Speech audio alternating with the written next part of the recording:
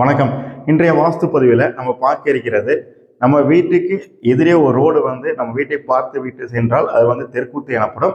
இதுல நல்ல தெருக்கூத்து இருக்குதுங்க, கெட்ட தெருக்கூத்து இருக்குதுங்க. இது உச்சம் அல்லது நீச்சம் என்று சொல்வார்கள். நாம இன்றைய பார்க்க இருக்கிறது என்னன்னு பார்த்தீங்கன்னா, தவறான தெருக்கூத்து. நம்ம வீட்டிற்கு எதிரே ஏதாச்சும் ஒரு ரோடு வந்துச்சுன்னா இதனால் நமக்கு கெட்ட பலன்கள் நமக்கு தரும் என்று நீங்களே அறிந்து கொள்ளலாம். வாங்க ஒரு வீட்டுடைய மாதிரி வரைபடம் வரைந்து விளக்கியுள்ள தெரிந்து கொள்ளுங்கள். இப்போ ஒரு வீட்டுடைய மாதிரி வரைபடம் இப்போ வரைஞ்சிருக்கிறாங்க.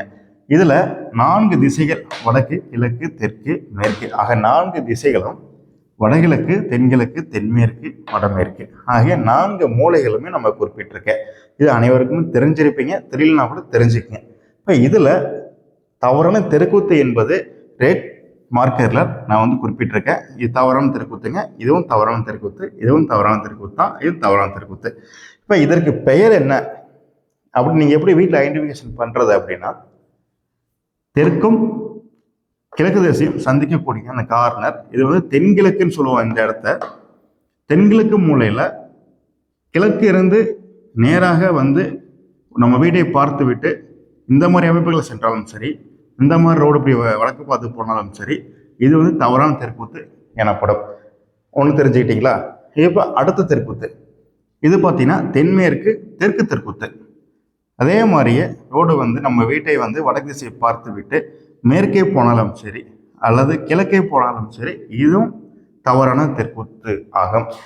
இந்த தெருக்கூத்தை விட இந்த தெருக்கூத்து கடுமையான பாதிப்புகள் நமக்கு ஏற்படுத்தும். அடுத்ததாக தென்மேற்கு மேற்கு தெருக்கூத்துங்க. இப்போ இதுவுமே ரோடானது ஸ்ட்ரைட்டாக நமது வீட்டை கிழக்கு திசையில் உள்ள நம்ம வீட்டை பார்த்து விட்டு தெற்காக சென்றாலும் சரி வடக்காக சென்றாலும் சரி, இது ஒரு தவறான தெருக்கூத்து ஆகும்.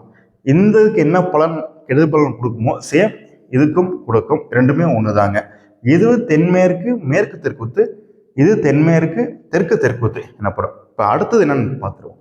இப்ப இது வடமேற்கு வடக்கு தெருக்கூத்துங்க. ஏனென்றால் இது வடக்கு திசையிலிருந்து நம்ம வீட்டை தெற்கு நோக்கி பார்த்து விட்டு ஒன்று கிழக்காகவோ அல்லது மேற்காகவோ செல்லுதுங்க. இப்போ இதுவும் பார்த்தீங்கன்னா தவறான தெருக்கூத்து. இப்போ இதுவும் பார்த்தீங்கன்னா இந்த தவறான தெருக்கூத்து, இதுவும் பார்த்தீங்கன்னா தவறான தெருக்கூத்து எனப்படும். இதுவும் பார்த்தீங்கன்னா தவறான தெருக்கூத்து. இப்போ இந்த இன்ட்டு மார்க் போட்டதெல்லாம் தவறான தெருக்கூத்துங்க.